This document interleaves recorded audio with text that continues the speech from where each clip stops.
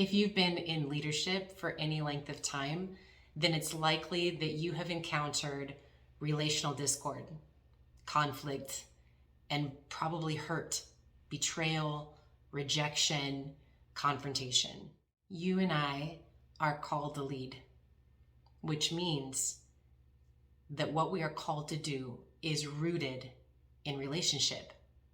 You're not leading unless somebody's following.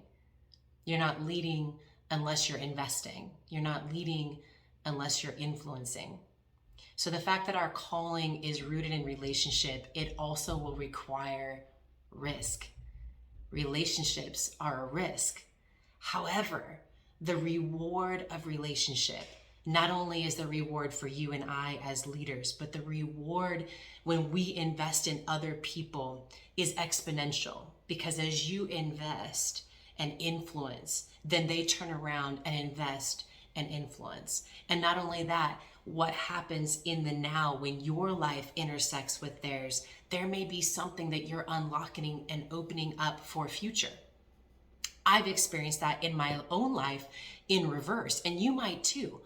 As you're thinking about the assignments and the roles and the places that you should be investing and the places that you should put your leadership to work, a lot of times it's who you know that you divinely have your paths intersect. And then you know that is the place, those are the people, this is the assignment, this is the role that you're to take on. Our calling, our purpose is the intersection of what God has placed in us with a problem or a need. And we intersect in relationship. So many times it's about the people you know and the paths that cross that leads to or unveils our purpose. One story that's real quick that I could give you an example of that is specifically to this point is when I was in my 20s, I was building my own business within a business. I was building a personal training program in groups inside of a gym. I had taught lots of group fitness classes at the time. I was trying to take on as many group fitness classes as possible so that I could meet as many people as possible and then have the opportunity to funnel them into my programming. At one particular time, about 2 years, maybe a year and a half into that job, I got a phone call from another gym owner who was looking to rebrand and expand his business. And the way that he had heard about me was because his wife had taken class from me, and a coworker, another trainer that I worked with, had recommended me to him. That opened my eyes and opened the pathway of my calling to move into this space of pioneering things, of expanding, of branding, of building businesses and really consulting to do that. It really was the beginning of a shift in, or a right turn in my calling. That was a divine connection and relationship. Another quick story. There's a guy named Saul, and his father has donkeys, and he's got donkeys that are missing.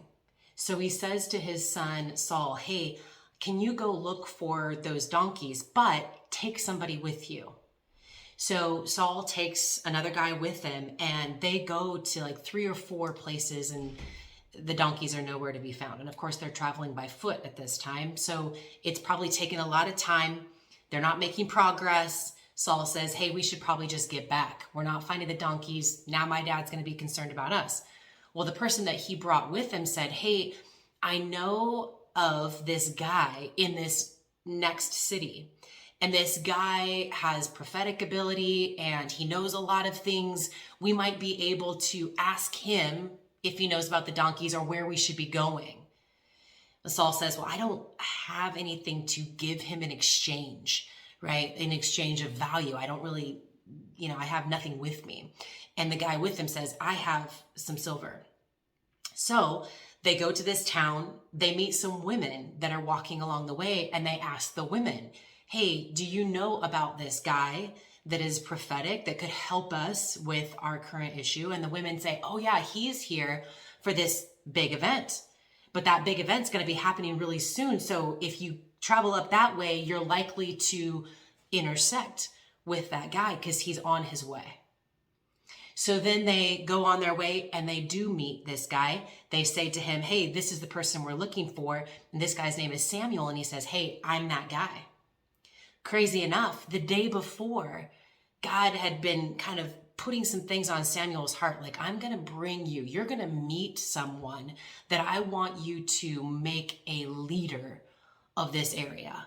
I want you to anoint him and appoint him as king, as commander. So Saul already had in his mind, I'm going to be intersecting with a person. God's going to bring him into my world. He had his eyes in tune and his antennas up for that because he knew that his call was rooted in relationship and there was going to be an intersection and connection. So he takes Saul up to this meeting. He gives him the choice dinner that was set apart for the person that he was going to anoint and appoint. And he tells Saul this whole thing like, hey, you're the guy. And Saul's like, what? I literally from a small tribe. We're kind of a nobody family. Now, side note, he was tall, dark, and handsome, and it was very clear. But he didn't think that he had the qualifications. He wasn't looking for a position. He wasn't looking for promotion. He wasn't looking for elevation. He was looking for donkeys, right? Well, Samuel tells the guy, hey, don't worry about the donkeys. The donkeys have already been found. But you're actually here, not looking for donkeys. You're actually here because I'm going to make you king. So there were several relationships in that story that were key, right? First of all, the dad said, take that guy with you. If that guy had not gone with him, Saul probably would have turned around and gone home when he didn't find the donkeys. But because of his encouragement and because of his resource, he was able then to connect Saul to a really important relationship. So where are we in that partnership? Do we have partnerships in our life that we can provide financially, because that's what that guy did, and also some encouragement to not give up? I bet there's some people in your world right now that you can lead in that way as coming alongside of somebody, coming behind them and supporting them in encouragement or in resource to help them step forward. Then there were the women, right? That they were the ones that were in the know. They had some knowledge and they were the networker. I'm guessing that you probably know some people. You know some people that know some stuff. So I heard one person say, whenever you receive some knowledge, whenever you have like a gem dropped into you, or you meet somebody that has a valuable asset, or they create something or know something or build something that you know could be helpful, tuck that away and look for somebody to give that away to. Don't let that blessing stop with you, right? Funnel it out. So be a networker, connect people that need each other. And that's what those women did. They were like, oh yeah, that guy is here for this. If you go up now, you'll be able to meet them. Then of course he meets Samuel. And Samuel had been praying and seeking God for the right person, right? You and I find ourselves in that position. I know we are right now in our business. We are praying for the right people to bring into the fold, to give position, to give a lane to, so that they can run. And that's what we do as leaders, is we create pathways. We have certain needs for what we're growing, but we want to identify what somebody else's sweet spot is and what their gifts and talents are, and put them into that lane, right? So we're often doing that sort of connection. So anyway, Samuel had already been in the mindset, seeking God on, hey, I'm looking for this person. This is the type of things that I'm looking for. And he felt confident that there was going to be a meetup. There was going to be a divine connection. And sure enough, here comes Saul. And Samuel knows, this is my guy. I'm sure that there are people right now that you've been praying about. You've been praying about people to team up with, to partner with, to hire, to maybe join, in connection. And I'm just wondering if there have been connections today, yesterday, or maybe tomorrow that fit that need. So become clear on who you're looking for. Because if you have that clarity, then it's easy to identify in other people whether they're a fit or not. So that story is found in 1 Samuel chapter 9 in the Bible. And there's lots of stories in the Bible that help us to see about divine connection and divine connection intersection, in our lives. So the truth of the matter, like I said in the beginning, is that your leadership and my leadership, our calling, is rooted in relationship. But here's a secondary truth to that, is that relationship is a risk. People are a risk. So while Saul started out to be a fantastic king, there was a turn of events when his successor, David, he loved David at first, favored David at first. But as soon as he kind of threatened Saul's ego and Saul wasn't really looking to God for his identity, then David became a threat. And he tried to kill David. So that divine connection, that's a whole nother story of David and Saul.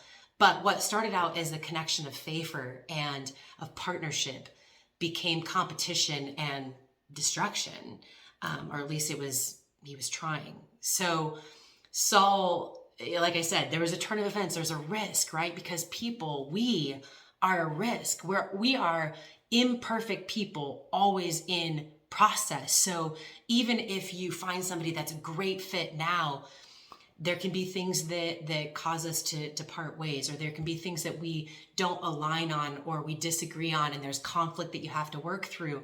And I talked yesterday about being thick-skinned and soft-hearted. As leaders, we have to know that because our call is rooted in relationship and relationships are a risk, there's going to be some loss. There's going to be some pain. However, I'm wondering if we can reframe what risk actually means so that we don't become gun shy in the relationships that we're intended to invest in and to connect with and to intersect with. Risk is often what sets apart leaders in action from those who aren't owning their ability to influence, because leaders are willing to take risks. Leaders are willing to do the hard things. Leaders feel compelled by a mission. My challenge for us is that we never lose sight when we are mission-oriented, purpose-driven, vision-driven, that we never lose sight of the who behind the what, that our mission and vision always involves a who. Knowing that we are going to enter into relationship, if we go in with the expectation that not all relationships are long-term, not all partnerships are long-term, there are going to be people that are in process, so there's going to be conflict, there's going to be resistance, there's going to be struggle, there's going to be strife, and there might even be betrayal, rejection, pain, and hurt. As leaders, we can develop who we are by anchoring our identity and our calling in God alone, because His opinion never changes. And as you and I learn to grow ourselves, then we can become better at conflict. We can become better at our influence and coming behind and beside people to elevate them and promote them and to influence them into their call and give them lanes to run. But maybe we can also reframe the risk in going, what's the big picture and who's in charge of that? What's the bigger outcome that's beyond what I can see by me being willing to invest and to risk maybe being hurt? I think sometimes we get afraid of risk because we are overvaluing what we have and undervaluing what we could have or where we could be or where we should be. And that's just faith. So risk becomes faith in action. And when the outcome is in the hands of a God who sees all of it and is over all of it, then really risk is high reward. Even if there's pain, He promises that He'll use all of that for our good and His glory as well. So my challenge to you and to me, and I'm speaking to myself because I have walked through the pain of relationship and I've risked and felt like I've lost. So it makes me a little gun shy at times, right? It makes me a little bit afraid of like, ooh, I don't want to get into a place where there's conflict or butting heads. So my challenge is for you, as it is for me, to own the truth that our calling as leaders is rooted in relationship, and it will require risk. Risk is really faith in action, and God is in charge of the outcome and utilizing the investment. We plant, he grows, right? So think about the people in the story that I mentioned. How can you resource somebody? Come alongside them, come behind them with encouragement. How can you direct somebody in network and make connections for other people? If you're a leader praying for the right person, have you gotten clarity on who that person is, what you're looking for so that you can see the alignment? And then maybe you're on the Saul side of things looking for that connection. Maybe you should be believing and asking for relationship, because that is God's intention for us, is relationship. Love God, love people, right? All right, leaders, go do the very thing that you're called to do. Go invest and influence.